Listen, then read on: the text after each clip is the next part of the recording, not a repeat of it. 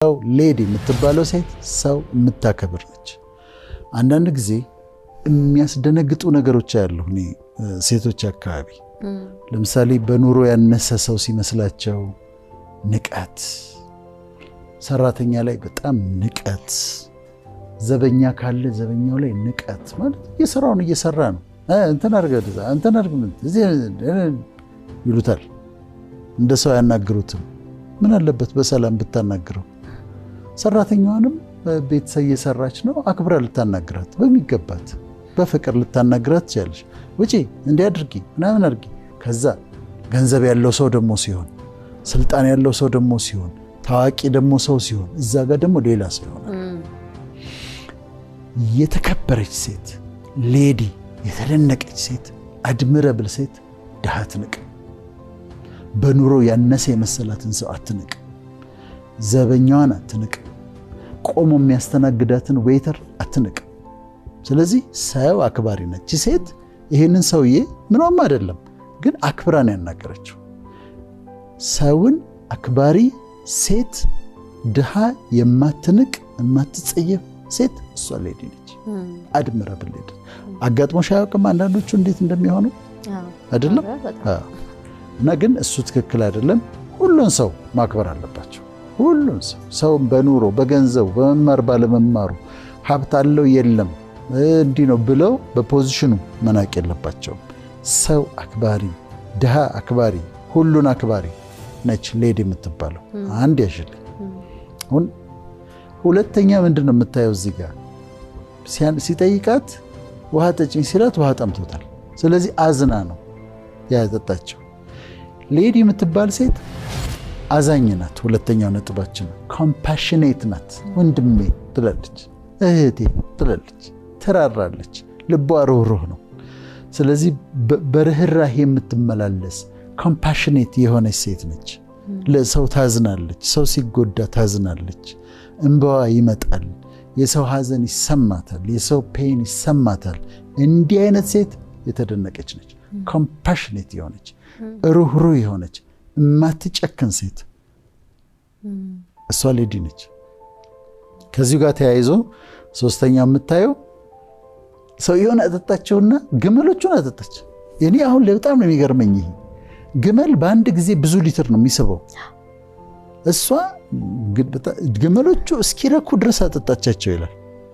እየተመላለሰች እየቀደች ግመሎቹን ስታጠጣ ነበር። ስንት ግመሎች እንደነበሩ አላውቅም፣ ግን አትሊስት የሚፈልጉትን አግኝተዋል። ስለዚህ ሶስተኛው ምንድን ነው? ደግ ናት፣ ጀነረስ ነች፣ ያላትን ታካፍላለች። ሌዲ ዝም ብላ የተቀመጠ ልብሶቿን ዝም ብላ አስቀምጣ እንደዚህ ደርድራ አታስቀምጥም። ተሰበስብና ደግሞ የተወሰነ ጊዜ አውጥታ ቢያንስ የማትፈልጋቸው ልብሶች ትሰጣለች። ያላትን ታካፍላለች። ቤቷ ሰው ታበላለች። ድሃ ሲለምናት መንገድ ላይ ትሰጣለች። ያላትን የምታካፍል ደግ ነች። ሌዲ የምትባለው በደግነቷ ነው። ጀነረስ የሆነች ሴት ነች ማለት ነው። ከዛ አራተኛው የምናየው ምንድን ነው? ሰውየው እሷ እንደሆነች ሲያውቅ የወርቅ አምባር አወጣና እጇ ላይ ያረገላት፣ አምባር አረገላት፣ ቀለበት አደረገላት። አሁን እሷ ሁሉ ሲደረግ ሽማግሌ ነው ሰውየው። ተንኮል አላሰበችም። ርብቃ ነገረኛ አይደለች። ነገረኛ ይሆናሉ አንዳንድ ጊዜ እህቶቻችን አይደል? እሷ ነገረኛ አይደለችም። በቃ እንትን ነው። ስትሰማሽም አቃንታ ነው የምትሰማሽ። እንዲህ ማለት ፈልገሽ ነው ፊት ለፊት አትናገሪም እንዴ? ለምን እንዴት ያለሽ እንዲህ ልትይኝ ፈልገሽ ነው ምናምን አትልም ርብቃ። በቃ የተነገረውንም ለውጣ አቃንታ ቅነች፣ የዋህ ነች። ይሄ ነገር ውስጥ አትገባም፣ ሹክሹክታ ውስጥ አትገባም። በቃ ነገሩ እንደዚህ ብለሽ እንዲያ ብለሽ አሁን ሴቶች ይጣላሉ፣ ይታረቃሉ፣ የተጣሉበትን ነገር ግን ስትመለከች በጣም ሲሊ ነው። እንደዚህ ብለሽኛል፣ እንደዚህ አስበሻል ነው ሁሉ።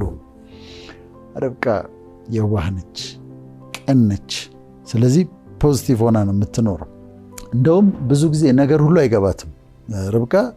አሁን አንቺ ምነው ወፈርሽ ለማለት ፈልገሽ ምነው አንቺ ከሳሽ እንደዚህ ብትያት አይደል ከሳው አይደል ምናምን ነው የምትለው። የዋህነት አላት፣ ቅንነት አላት።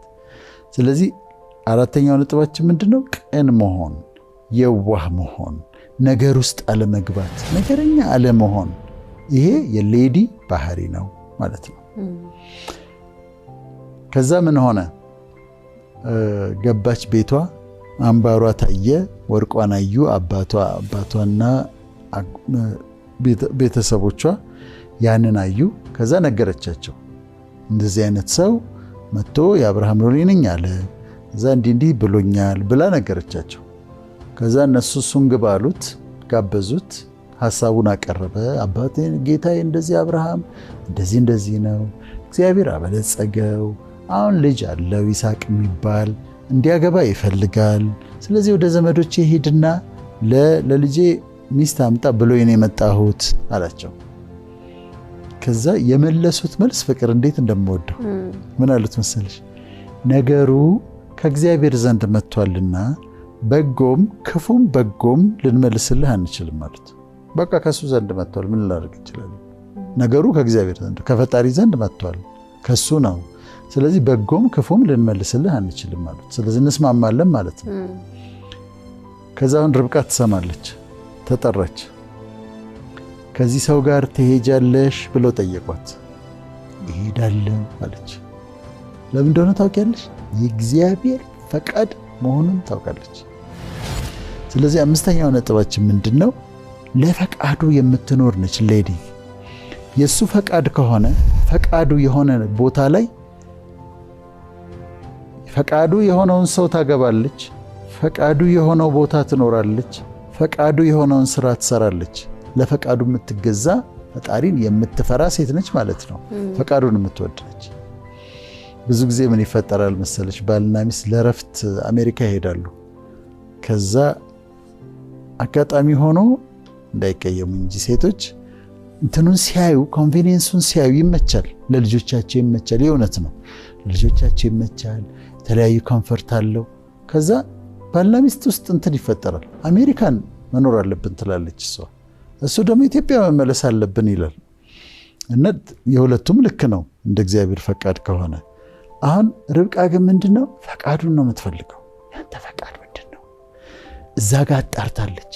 ይሄ ሰውዬ ከእግዚአብሔር እንደመጣ አውቃለች፣ ፈቃዱ እንደሆነ አውቃለች። ትሄጃለች ስትባል እሄዳለሁ አለች። ስለዚህ ፈቃዱን የምትፈልግ ሴት ናት ማለት ነው። ለፈቃዱ የምትኖር ሴት ነች ማለት ነው።